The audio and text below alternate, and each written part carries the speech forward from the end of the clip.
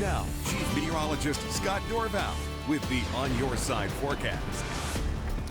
It is Monday, time for another Climate Matters Monday subject, and we're going to talk about the sea ice in the Arctic here, and we're looking at measurements, and this again put together by climatecentral.org, gathering all the data from the National Oceanic and Atmospheric Administration on thin ice, 1979 to 2015, and the numbers are higher here, and then it's less here. So we're looking at the coverage of ice of the Arctic sea ice. It grows and shrinks through the season, but there's been a lot of record lows, and if you look at the lows, you see it just kind of lowering and lowering and lowering. So the Arctic ice has been diminishing. Now you can get more details on this. It's pretty scientific when you take a look at the details, but it's interesting as well. And you can get information on what is the impact of losing the ice. And when you take a look at this, as the temperatures warm in the Arctic and we lose that ice for whatever reason that's occurring, you start to lose the sea ice, and then it's a cycle here, because then now you have the ocean's absorbing more heat, which then again causes that cycle to continue. And so that's what's been happening here. So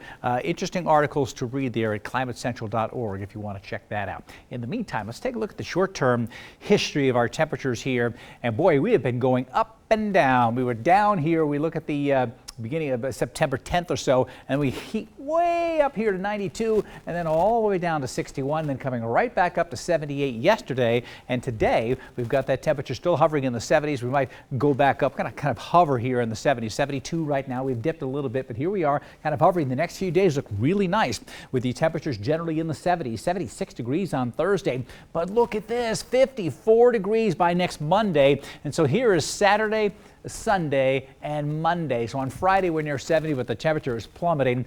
And I guess unfortunately, if you like this warmer weather, in time for the weekend, a big temperature swing coming on in. Clear skies, had nice blue sky across southern Idaho and McCall. You've got a few high clouds approaching, and there's some light rain here, and these sprinkles could push into the north central mountains and even through Idaho County here tonight.